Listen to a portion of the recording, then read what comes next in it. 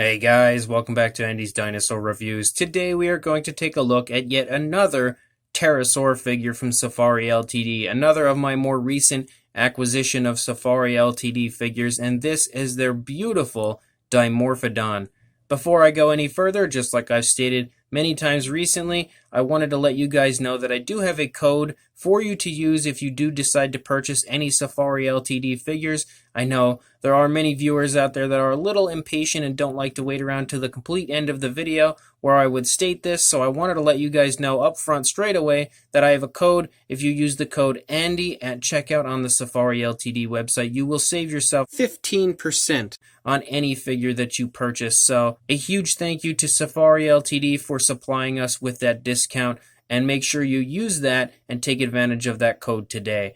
But as far as this Dimorphodon goes, again, pterosaurs from Safari LTD for some reason are something that I've kind of overlooked as far as reviews go in the past, and I haven't really done too many of them, but they do really have some beautiful pterosaurs in their line, and this is another example of that. I recently reviewed the Rhamphorhynchus, which I was in love with, and this pterosaur was another one that I always wanted, kind of eluded me. I never was able to get a hold of it, and now that I do have it here in the collection, I am, again, just like with the Rhamphorhynchus, in love with it. It is such a beautiful rendition of the Dimorphodon. So without further ado, let's go ahead and get a closer look at it right now. So starting up here at the head sculpt of our Dimorphodon, you can see that the entire head sculpt is just beautiful as far as the skin texture goes. So much incredible detail included in the head sculpt. It is extremely impressive, and you can in general kind of get a very good sense of the skull shape of our Dimorphodon up here. You have a beautifully sculpted out nostril as well as a very nicely sculpted out ear.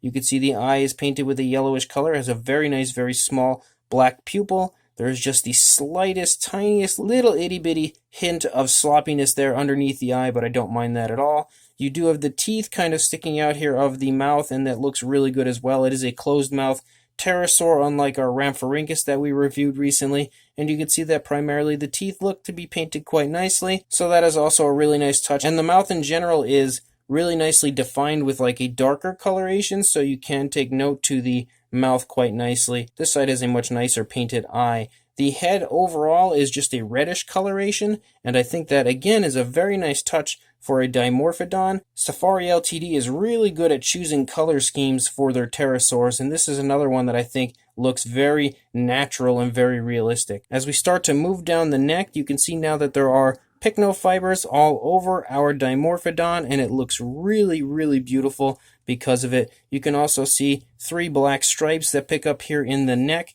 You can in general see the movement of the neck a little bit. Even with the pycnofibers and everything, you can still see kind of like the muscles tensing in the neck with the way it's turned. So very nice, very minute details like that are really impressive to me. Coming back here into the body, you can kind of pick up a little bit on the shoulder blade there. Again, those pycnofibers all over the body look incredibly nicely sculpted. We lead out into the arms and up into the hands. You can see the pycnofibers continue. You've got very nicely painted nails here at the ends of both hands with a nice blackish coloration. Looking at the wings also sport some very nice detailing. I will say though that I don't think it looks quite as good as what we saw in the Rhamphorhynchus as far as the skin detail of the wings, the skin texture, but the detail that is included does still look really quite nice. I will definitely say that. And the paint application as well looks really beautiful. Once again, they provide a very nice, very smooth transition between the two colors of the wing. They start out with like this darker coloration, and you can almost kind of see like little tiny hints of red throughout the wing up here, especially in this region, and then it transitions kind of like to this very nice blackish color, and then transitions back to a red for the lower part of the wing. But the transitions between all of those are so smooth and so realistic. It's very, very impressive. As we move down the legs, you can see that the legs are sculpted really nicely. It has the skin stretched out quite beautifully all throughout the entire pterosaur. Very nice foot sculpt here with a nice transition to a brown type of a color here at the end of the foot. It's actually more like a reddish brown sort of. You also have some nicely painted nails here on the feet. They do appear to be glossed and shine quite realistically. As we move out the length of the tail as well looks very good. As far as that skin texture goes, I think they did a very good job on the sculpting of this, and you can see it's kind of like this khaki type of a color, and then it transitions to almost like that reddish brown here, but it's only for the upper part of the tail, and then the lower half of the tail here kind of has like this lighter, almost like a light tan type of a color for the underside. You can once again see how incredible the detailing is of the pterosaur, really beautifully taking in kind of the musculature of the chest and stomach region of our Dimorphodon here on the underside. You can again pick up on the really nice detailing from the pycnofibers all over the body. You do have a cloaca present here on the underside, and you can see how beautifully stretched the skin is due to the positioning of the Dimorphodon having all of its body spread out so that it can kind of soar through the air, which is absolutely what I see occurring here with this Dimorphodon, and the skin is stretched so perfectly. Really nice looking sculpt work as far as that goes. You can again see the underside of the feet and the beautifully painted nails, the underside of the tail as well, and the skin texture of the skin flaps here of the wing look very similar to what we saw up on the upper side. Again, I think the Rhamphorhynchus was a little bit better sculpted as far as the skin texture goes here, and the fact that they used that really nice dark wash on that figure as opposed to not using the dark wash on this one, I feel like you can now probably see how much more realistic the Rhamphorhynchus looked than the Dimorphodon, but that doesn't really take away from the figure because honestly I think it still looks beyond fantastic. So they did do a great job on the sculpt. They did a great job on the paint. I would have liked to have seen that same similar dark wash included, but even not including it, it still looks great. As far as a size goes on our Dimorphodon, from the tail to the head, you are looking at about between 6 1/4 and 6.5 inches, somewhere in there. If it was turned to follow the Dimorphodon, it would probably be a little bit longer than 6.5 inches, or about 16.5, maybe close to 17 centimeters if we turned and followed the head.